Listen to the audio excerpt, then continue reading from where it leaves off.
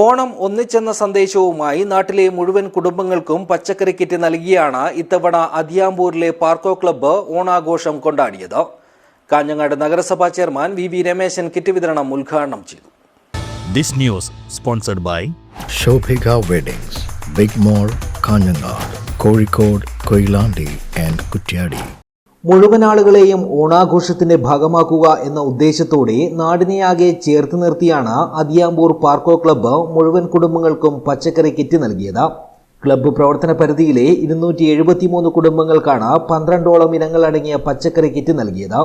ഉത്രാട പുലരി എന്ന പേരിൽ നടത്തിയ പരിപാടി കാഞ്ഞങ്ങാട് നഗരസഭാ ചെയർമാൻ വി രമേശൻ ഉദ്ഘാടനം ചെയ്ത് പച്ചക്കറി കിറ്റ് വിതരണം ചെയ്തു.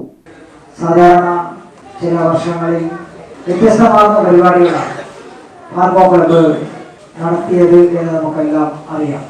ഈ പ്രദേശത്തെ മുഴുവൻ ആളുകളെയും ഒന്നിച്ചു ചേർത്ത് നമ്മുടെ ഓണത്തെ വരവേൽക്കാൻ പുതിയ തലമുറയിൽ ഓണാഘോഷത്തിൻ്റെ സന്ദേശം എത്തിച്ച് തലമുറ കൈമാറി മലയാളികളുടെ മഹോത്സവം എന്ന് വിശേഷിപ്പിക്കുന്ന ദേശീയോത്സവം എന്ന് വിശേഷിപ്പിക്കുന്ന ഓണത്തിനോടൊപ്പം ചേർന്ന് പാർക്കോ അതിൻ്റെതായ തനതായ പ്രവർത്തനങ്ങൾ സംഘടിപ്പിച്ചു വരികയാണ്.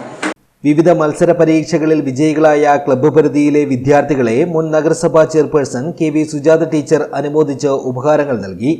ഇതോടൊപ്പം കുട്ടികൾക്കും മുതിർന്നവർക്കുമായി നടത്തിയ വിവിധ കായിക മത്സര വിജയികൾക്കുള്ള സമ്മാനങ്ങൾ CPIM Kanhangad area secretary K Rajamohan വിതരണം ചെയ്തു.